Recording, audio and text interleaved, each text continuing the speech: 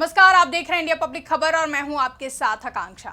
महाराष्ट्र में पिछले साल हुए विधानसभा चुनाव के बाद भले ही प्रदेश में नई सरकार का गठन होने के साथ ही बीजेपी ने सरकार बना ली हो, लेकिन 5 दिसंबर को सरकार बनने के बाद भी किसी न किसी वजह से प्रदेश में सीएम देवेंद्र फडणवीस की सरकार सवालों के घेरे में घिरती हुई दिखाई दे रही है। कभी विपक्ष सरकार में मंत्रियों के बीच असहमति की बात कहकर ऑफर देते हुए देखा जाता है, तो कभी खुद महायुति में अनबन की खबरें भी सुनाई देती हैं। लेकिन पिछले कई दिनों से देश की राजनीति में एक मुद्दा काफी ज्यादा सुनाई दे रहा है और वो मुद्दा है औरंगजेब और औरंगजेब की कब्र को लेकर। और अब ये मुद्दा इस कदर भड़का है कि इसकी भभक महाराष्ट्र समेत यूपी और देश के कोने कोने तक महसूस की जा रही है। दरअसल महाराष्ट्र में औरंगजेब पर बनी फिल्म से शुरू हुआ विवाद पहले कब्र तक पहुंचा और उसके बाद अब इस मामले ने हिंसक रूप ले लिया है। नागपुर के महाल में सोमवार रात दो गुटों के बीच में विवाद के बाद हिंसा भड़क गई थी।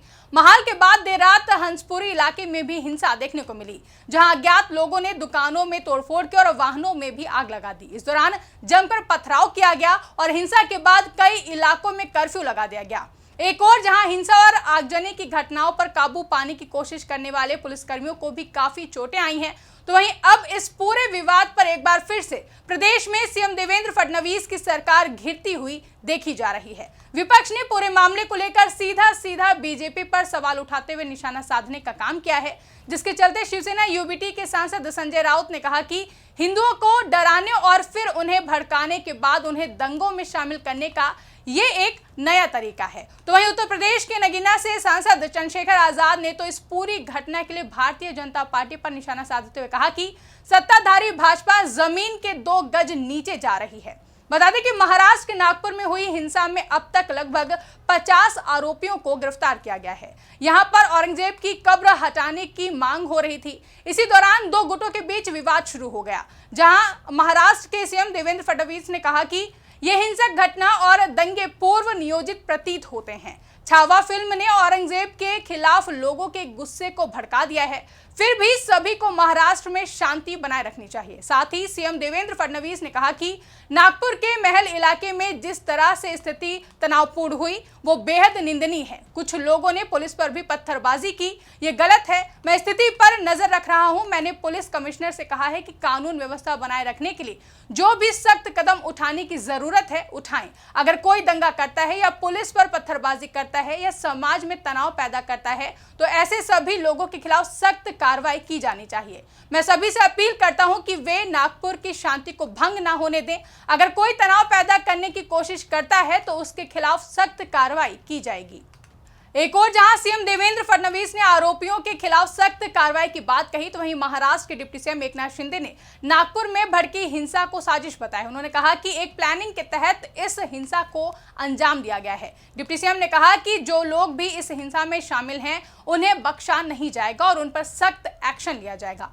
इधर प्रदेश सरकार जहां इस हिंसा को लेकर एक्शन मोड में नजर आ रही है और सख्त एक्शन लेने की बात कह रही है, तो उधर पूरा विपक्ष इस पूरे मुद्दे को लेकर बीजेपी और प्रदेश सरकार पर हमलावर नजर आ रहा है। आजाद समाज पार्टी के मुखिया और नगीना सांसद चंद्रशेखर आजाद ने तो बीजेपी पर निशाना साधते हुए धार्मिक उन्माद पैदा करने का आरोप लगाते हुए सोशल मीडिया प्लेटफॉर्म एक्स पर लिखा कि जब दुनिया अंतरिक्ष की गहराइयों में जा रही है तब सत्ताधारी भाजपा जमीन के 2 गज नीचे जा रही है।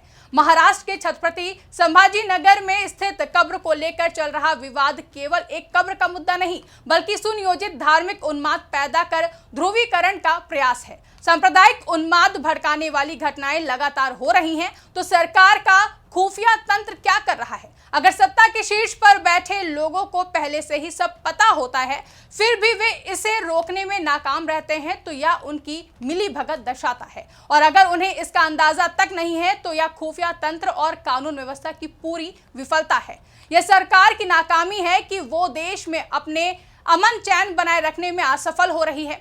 इसके साथ ही नगीना सांसद चंद्रशेखर आजाद ने अपील करते हुए कहा कि मैं सभी से शांति बनाए रखने की अपील करता हूं और महाराष्ट्र के मुख्यमंत्री से मांग करता हूं कि वो नफरत फैलाने वालों पर कड़ी कार्रवाई करें। साथ ही ये सुनिश्चित करें कि किसी भी समुदाय की धार्मिक भावनाओं से खिलवाड़ करने वाले तत्वों पर तत्काल और कड़ी कानूनी कार्रवाई हो।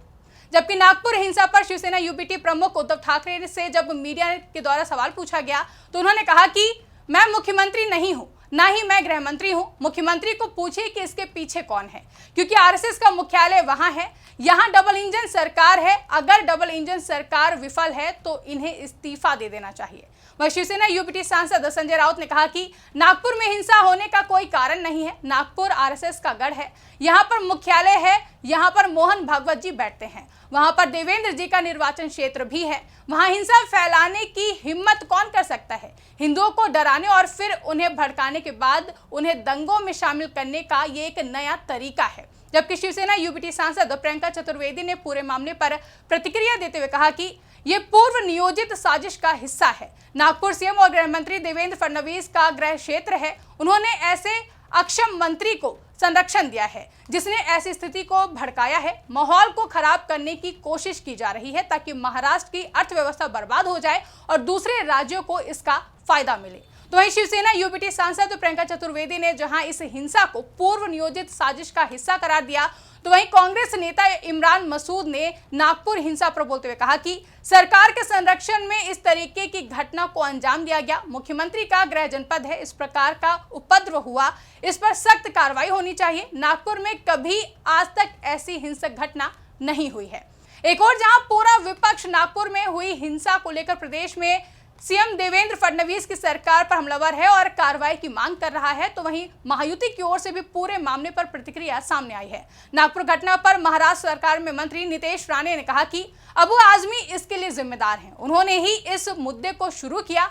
सरकार को बदनाम करने के लिए ये एक पुनर्योजित हिंसा थी। हमारे पुलिसकर्मियों पर हाथ उठाने वालों को हम नहीं छोड़ेंगे। इस मामले में सख्त कार्रवाई की जाएगी। वहीं शिवसेना शिंदे गुट के विधायक संजय सिरसाट ने विपक्ष पर हमला बोलते हुए कहा कि नागपुर में महाविकास आघाड़ी ने दंगा करवाया है। जहां औरंगजेब की कब्र है, वहां के मुसलमान भी कब्र नहीं चाहते हैं। मुसलमान भी नहीं चाहते कि औरंगजेब की कब्र रहे। औरंगजेब के साथ मुसलमान भी नहीं है। जबकि शिवसेना शिंदे गुट के सांसद मिलिंद देवरा ने हिंसा पर बोलते हुए कहा कि साल 2022 में एनडीए के सत्ता में वापस आने के बाद से महाराष्ट्र में एक भी दंगा नहीं हुआ है। सरकार गरीबों के हित में योजनाएं चला रही है, लेकिन कुछ निराश तत्व अशांति भड़का रहे हैं। मैं नागपुर के लोगों से आग्रह करता हूं कि वे बेवजह अफवाहों पर ध्यान न दें और पुलिस का सहयोग करें। हिंसा को बढ़ावा देने वालों पर कड़ी कार्रवाई की जाएगी। साफ है कि नागपुर में लगी हिंसा की आग की लपटें अब सियासी तापमान को और भी ज्यादा बढ़ाने का काम कर रही हैं,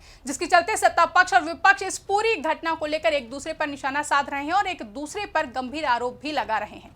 ऐसे में अब देखना अहम होगा कि महाराष्ट्र में भभकी हिंसा की ये आग कब शांत होती है और महाराष्ट्र में सीएम देवेंद्र फडणवीस की सरकार इस पर क्या एक्शन लेती है। फिलहाल के लिए इस रिपोर्ट में बस इतना ही। इस रिपोर्ट को लेकर आपकी क्या राय है, कमेंट करके हमें जरूर बताएं। साथ ही ऐसी ही तमाम बड़ी खबरों के लिए हमारे YouTube चैनल को सब्सक्राइब करना ना भूलें।